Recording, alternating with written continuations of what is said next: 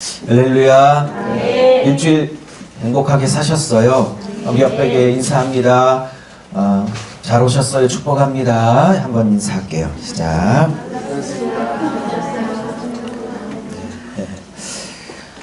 네, 달려나와 예배하시는 모든 성도님들을 주님의 이름으로 환영하고 사랑하고 축복합니다. 오늘 하나님께서 예배 가운데 특별히 말씀 가운데 큰 은혜 주셔서 우리에게 다시 살아갈 새 힘 주실 줄로 믿습니다. 큰 은혜 시간이 되시기를 바랍니다. 저희 세종그날학교에는 주일 오전 예배 때마다 사도행전 말씀을 1장부터 계속 살펴보고 있었습니다. 오늘은 드디어 사도행전의 마지막 시간이 되겠습니다. 오늘은 49번째 시간으로 28장 전체를 설교하고자 합니다. 오늘의 제목을 이렇게 정해봤어요. 한번 같이 해볼게요. 시작. 셋집에서 타오른 하나님의 나라입니다. 그렇습니다. 셋집에서 타오른 하나님의 나라입니다. 이제 사도 바울은 그토록 가고 싶어 했던 로마를 이제 오늘 본문에 입성을 합니다. 물론 죄인의 신분으로 미결수의 신분으로 두 손에 수갑이 채워진 채로 군사들의 호의를 받으며 이렇게 로마에 입성하게 되지요. 이제 로마에 이제 재판을 받으러 입성하라는 과정 중에 그 도시마다 로마에서 먼저 예수를 믿고 있었던 로마 교회 성도들이 바울이 압송되어 온다는 소식을 듣고 이제 바울을 환영하고 또 맞으러 또 위로하러 도시마다 이렇게 바울에게 몰려 나오는 것을 본문에서 볼 수 있었습니다. 그것이 28장 지금 초반부의 이야기입니다. 그래서 어떤 도시에서는 일주일을, 어떤 도시에서는 3일을 이렇게 머물다가 그 성도들과 많은 교제들을 나눕니다. 사실 죄인의 신분이지만 아직은 확정 판결을 받지 않은 미결수의 신분이기 때문에 어느 정도 이렇게 사람들도 만날 수 있는 자유는 조금은 허락되어진 것 같습니다. 이렇게 많은 분들에게 위로를 받고 난 후에 그는 이제 재판을 받으러 이제 로마로 들어가게 되지요. 그러나 재판 일정이 조금씩 연기되고 미뤄지면서 그는 2년이라는 시간을 기다려야 했습니다. 그리고 그 2년 동안에 그는 가택연금 상태에서 많은 자유롭게 이방인 유대인들을 자유롭게 만나는 특권을 누리게 됩니다. 그가 로마 시민권자였다는 것이 아마 이 특권을 누리는 결정적인 원인이 되었을 것입니다. 원래는 로마 감옥에 갇혀야 되는데 그가 자기의 사적인 비용을 따로 내서 조그마한 셋방을 하나 얻습니다. 물론 수갑에 차여져 있고 또 옆에 군사가 자기를 지켜서고 있다는 조건 하에서 가택연금 상태에 한 2년 정도를 재판을 기다리며 시간을 보내게 됩니다. 이 2년의 시간 동안 많은 유대인들을 만났다라고 오늘 본문에서 말하고 그들에게 예수 그리스도와 하나님의 나라를 선포했다라고 말하고, 그렇지만 믿는 사람도 있고 믿지 않는 사람도 있었다라고 말하면서 그가 셋집에서 예수 그리스도와 하나님 나라를 담대하게 거침없이 선포했다라고 하며 오늘 사도행전의 대단원의 막이 내려지고 있습니다. 이 이후에 로마를 어떻게 예수 그리스도의 복음이 사도 바울을 통해서 로마 전체 제국을 장악했는지에 대해서는 성경은 침묵하고 있습니다. 잘 아시다시피 한 300년대 후반쯤에 이제 이 기독교는 로마의 국교 종교가 되는 그런 복된 일들이 이루어지게 되지요. 자, 오늘 이란 본문을 가지고 한 몇 가지 정도 주님께서 저에게 주시고 또 여러분에게 주시고자 하는 말씀을 좀 정리하고 새기기를 원합니다. 자, 첫 번째부터 같이 나누기를 원합니다. 같이 해볼까요? 시작. 천국 가는 길에 거치 되는 믿음의 동역자들이 되어야 합니다. 할렐루야. 죄수의 신분으로 로마에 입성을 하고 있습니다.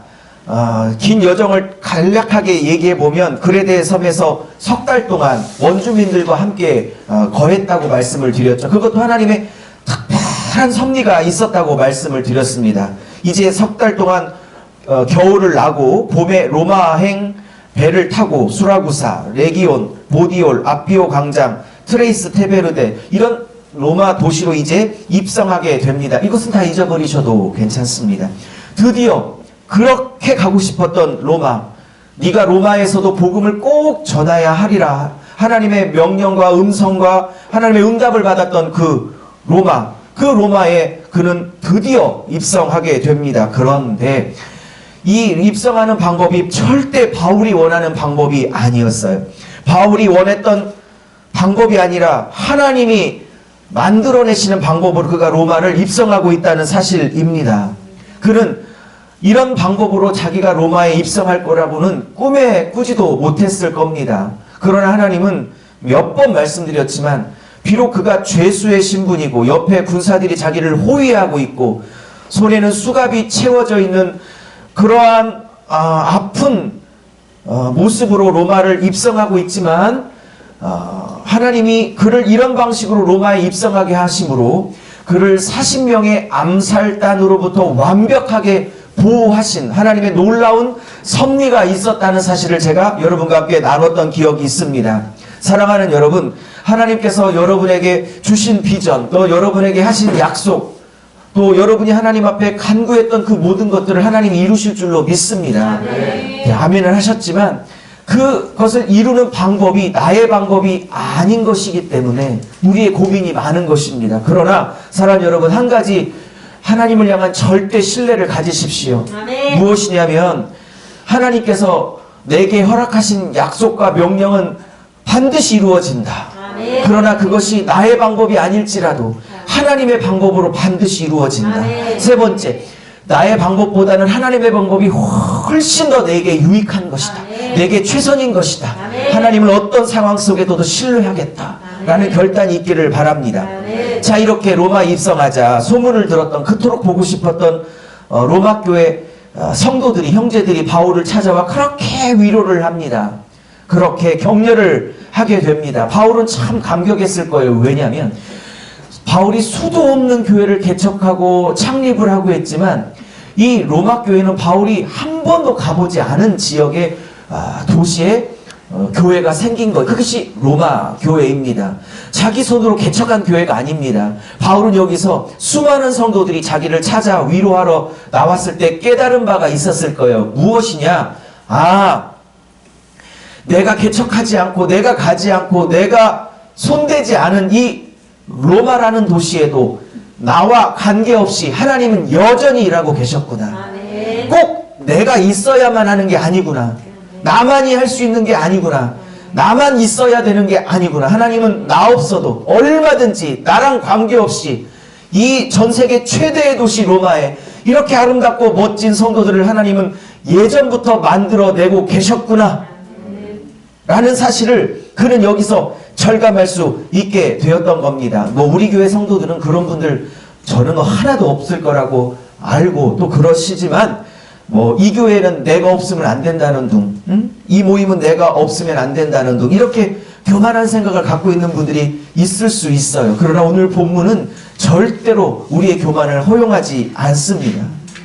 바울이 없었어도 로마는 얼마든지 하나님께서 교회를 이루시고 멋진 성도들을 만들어내고 계셨더라라는 것입니다. 할렐루야. 바울이 이들을 보고 마음에 하나님께 감사하고 오늘 본문에 보니까 위로를 많이 얻었더라 합니다. 저는 이 본문을 보면서 참 바울의 마음이 짠하게 느껴지고 있습니다. 바울도 사람이었다는 사실, 그도 위로가 필요했다는 사실, 그도 격려가 필요했다는 사실, 그는 믿음의 용장이기 때문에 이렇게 미결수의 신분으로 수갑을 차고 로마 재판을 받으러 가는 와중에도 그는 한 번도 흔들리지 않았다. 이렇게 초영웅적인 바울로 많이들 설교하는데 절대 야고보서에서 말씀하는 것처럼 엘리야도 우리와 똑같은 성정이 있는 자로 돼. 바울도 저랑 똑같았어요. 바울도 여러분이랑 똑같았어요.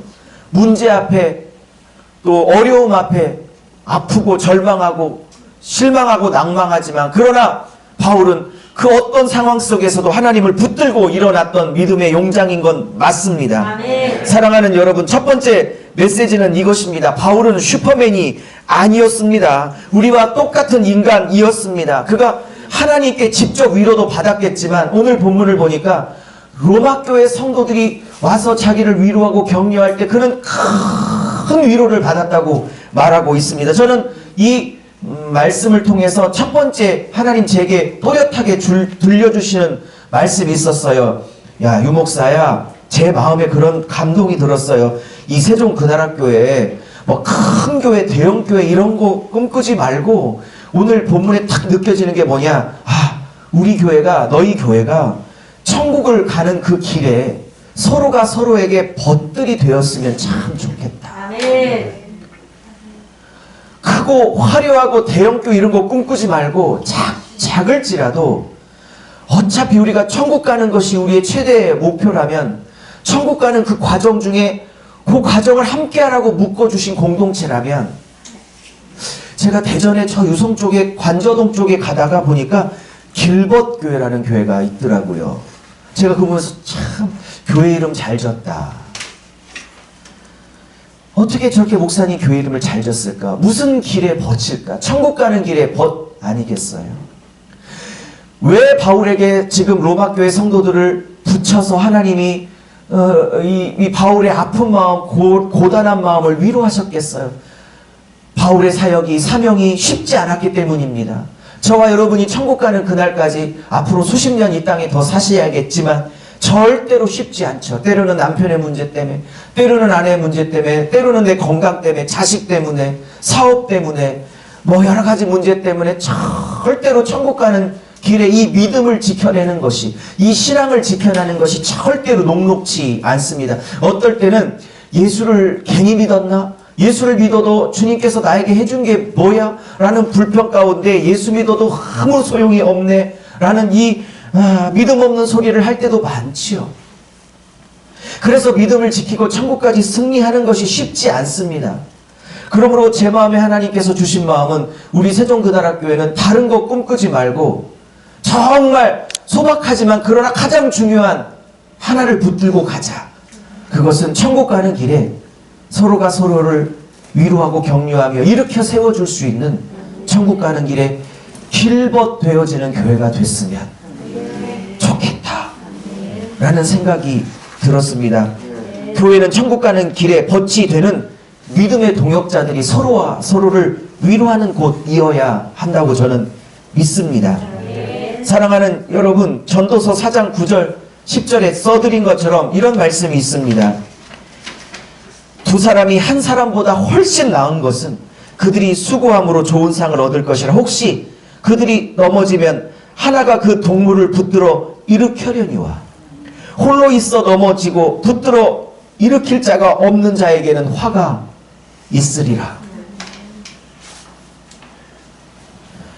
여러분, 크든 적든 왜 교회를 꼬박꼬박 이렇게 참석하며 예배를 드리며 성도의 사랑의 교제를 나누어야 하는 줄 아십니까?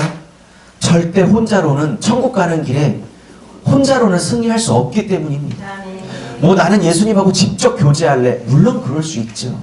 그렇지만 오늘 바울마저도 하나님께 직접 위로도 받았겠지만 오늘 성경은 바울이 성도들을 통해 큰 위로를 받았다고 말하는 것을 보면 하나님은 직접 위로도 하시지만 때로는 천국 가는 길에 벗들을 통해서 서로가 서로를 위로하라고 주님은 교회로 공동체로 묶어주시는 것 같습니다. 오늘 전도서 4장 9절에도 이것을 말하고 있지 않습니까? 한 사람이면 넘어지겠지만 그러나 두 사람, 세 사람이면 넘어진 자들을 함께 일으켜 세워줄 수 있지 않겠습니까? 여러분 여쭤볼게요. 여러분은 뭐 우리 교회든 우리 교회가 아니든 여러분은 이렇게 어렵고 힘들 때마다 여러분이 이렇게 지치고 넘어졌을 때마다 하나님 앞에 일으켜 줄 수 있는, 그리고 믿음으로 일으켜 줄 수 있는 좋은 믿음의 동역자, 믿음의 친구, 믿음의 동무들이 있습니까? 그것이 우리 교회든 다른 교회 다니는 분들 가운데도 여러분은 정말 이렇게 버치라 할 수 있는 분들이 있습니까? 주님 앞에 기도하십시오. 이런 벗들을 달라고 기도했으면 좋겠습니다. 저 또 이런 벗이 있었으면 좋겠다. 또 대전에서 세종으로 옮겨온 후에 이제 소속을 세종으로 옮겼기에 지방에도 세종지방회로 이제 지난달에 옮겼고 우리 전도사님들의 안수, 목산수도 있기 때문에 제가 빨리 한 지방에 정착을 해야 돼서 옮겼습니다. 근데 제가 옛날 지방에 다닐 때는 그냥 얼굴만 비치러 갔어요. 근데 요즘은 무슨 생각하냐면 저도 늘 혼자 있는 사람이고 이렇게 뭐 막 사람들하고 어울려 다니는 걸 별로 그렇게 안 좋아하는 사람이기 때문에 늘 혼자 있었지만 요번에 세종지방회를 가입하며 제가 무슨 생각하냐면 하나님 이번 지방에는 그냥 형식적으로 가입하는 지방회가 아니고 저랑 좀 깊이 영적으로 나눌 수 있는 친구 같은 목사님 몇 명만 제게 허락하여 주십시오. 함께 깊이 마음도 나누고 고민도 나눌 수 있는 좋은 벗들을 주십시오. 사랑하는 여러분 축복합니다. 여러분에게 믿음의 벗, 좋은 믿음의 벗들이 꼭 생겨질 수 있기를 예수의 이름으로 축복합니다. 두 번째입니다. 더 좋은 것은 우리 교회 안에서 믿음의 벗들이 생겨졌으면 더 좋겠습니다. 두 번째입니다. 두 번째 시작. 믿음의 사람은 하나님의 주신 하나님을 감사하고 거기서 최선을 다해야 합니다. 예, 제가 금년에 의도적으로 이렇게 문구를 이렇게 쓰기로 작정을 했어요. 믿음의 사람은 믿음의 사람은 믿음의 사람이어야 하겠다. 주님이 믿음의 사람을 요구하십니다. 믿음의 사람은 하나님이 주신 환경에 감사하고 거기서 최선을 다하는 사람입니다. 바울은 물론 순교를 했지만 2년을 가택연금 상태에서 갇혀 있습니다. 물론 감옥보다는 조금 나은 환경, 자기가 비용을 내서 셋집 형태로 있었지만 그래도 어쨌든 수갑을 차고 로마 병사들에게 자유를 어느 정도 제한을 받은 상태였습니다. 2년 동안 있다가 잠시 풀려나고 또 2년을 갇히게 되고 그때는 순교를 하게 되죠.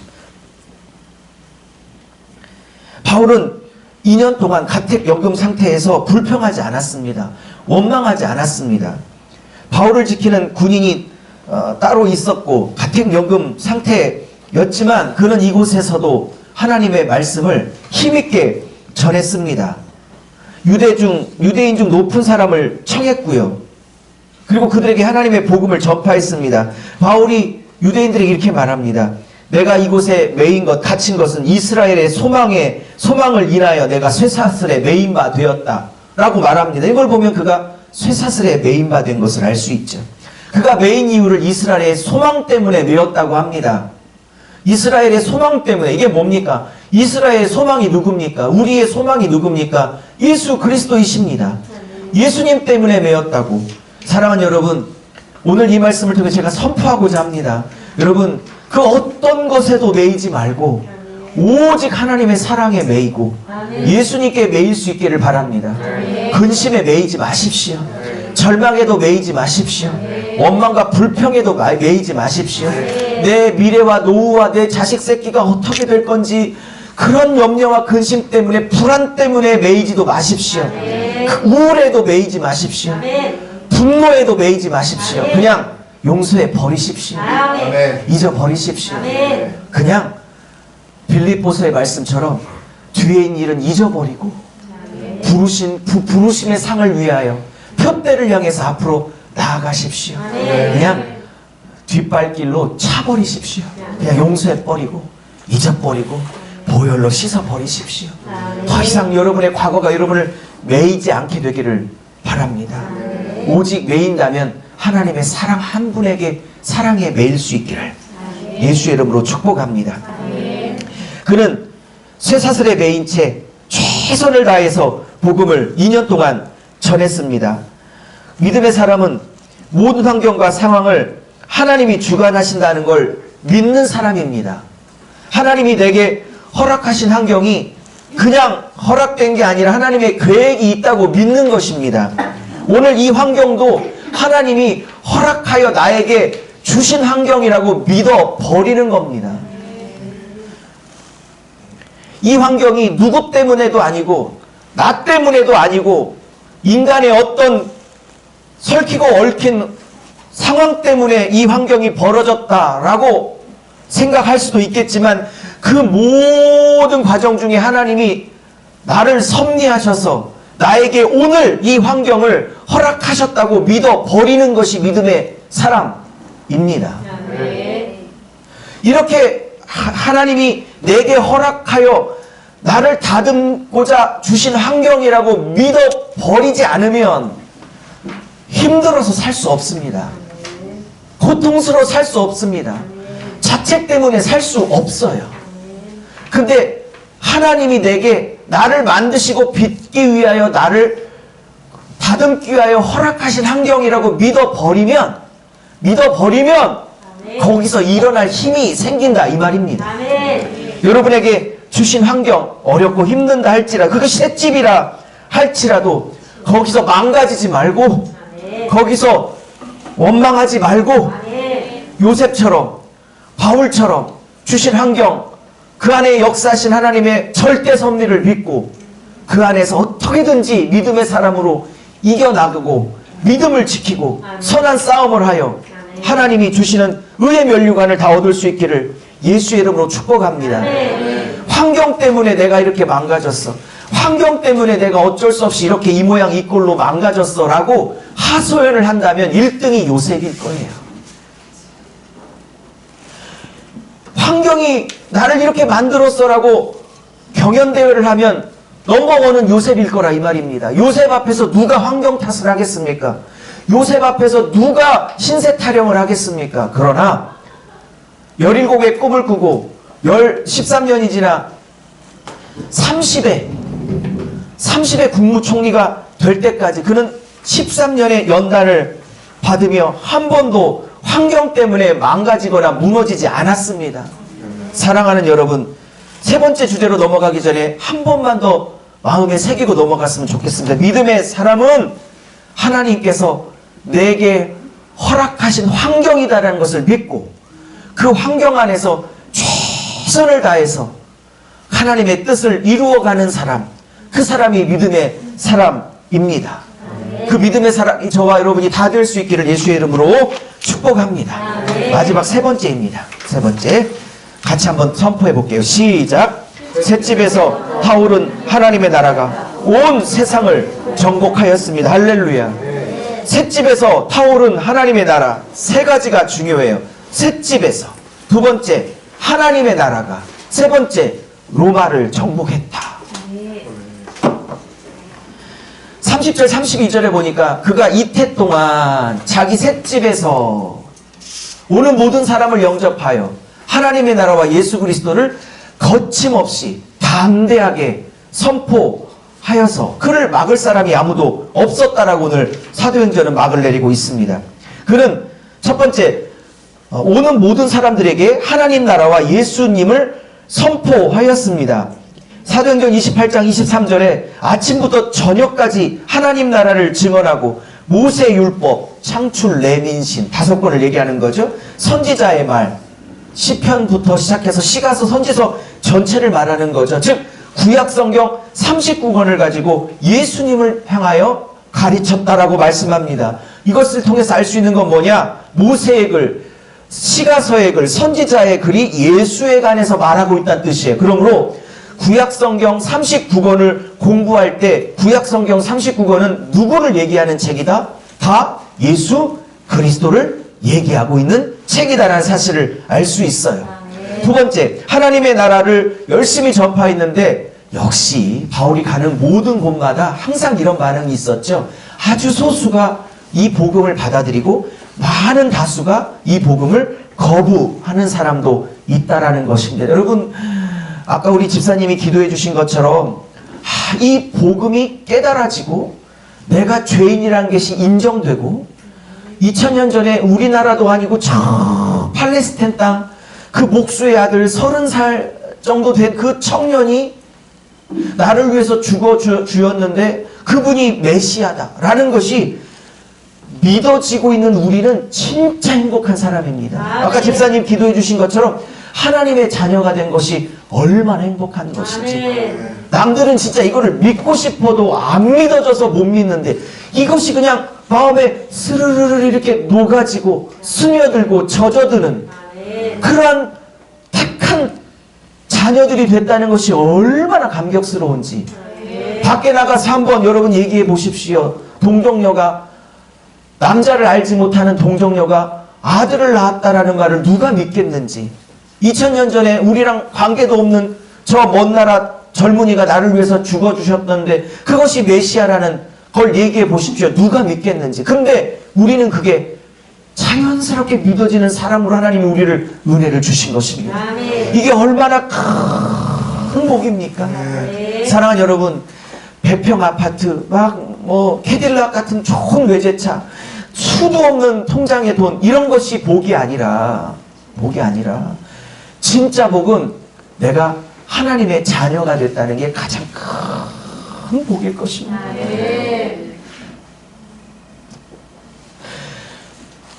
이렇게 믿지 않았던 사람들은 복음을 거부하고 있는 사람들인데, 오늘 사도 바울은 이사야 말씀을, 29장의 말씀 혹은 이사야 6장의 말씀을 통해서 이 백성이 유대인들이 복음을 듣지 않는 이유를 이사야의 예언을 통해서 증명을 합니다. 이미 700년 전 이사야가 예수 그리스도의 복음을 듣지 않은 사람들이 있게 될 거라는 것을 예언하고 있었던 겁니다. 이런 것을 보면 데살로니가 후서에서 말씀하는 것처럼 이렇게 말하죠. 바울이 믿음은 모든 자의 것이 아니라고.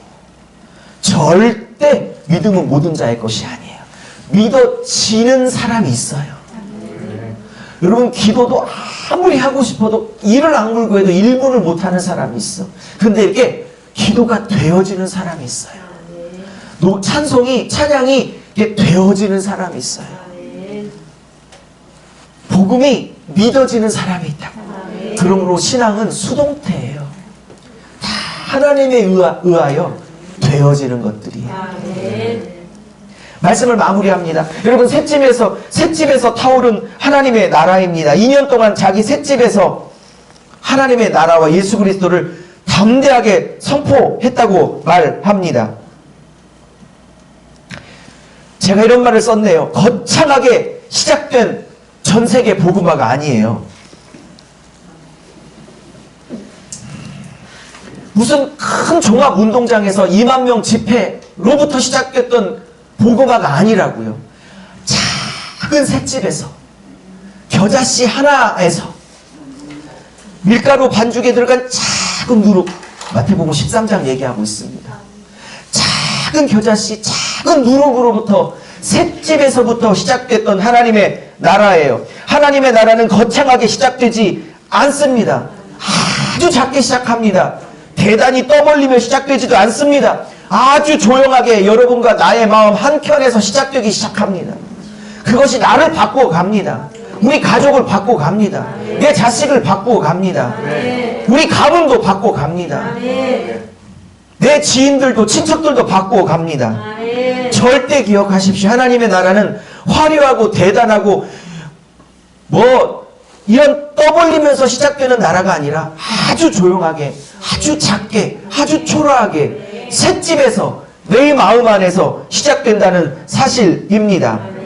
바울은 비록 자기는 쇠사슬에 매였지만 하나님의 복음은 매이지 않았습니다.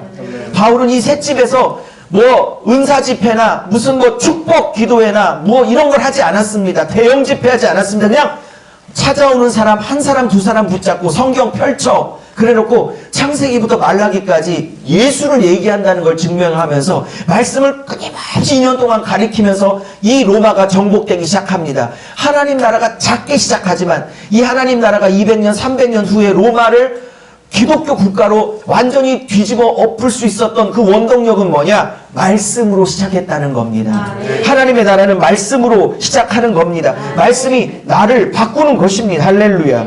사랑하는 여러분, 말씀을 마무리합니다. 셋집이라는 환경 때문에 그는 절대 위축되거나 주눅들거나 원망하거나 불평하지 않았습니다. 하나님의 나라는 오늘 본문은 말합니다. 셋집에서부터 시작한다.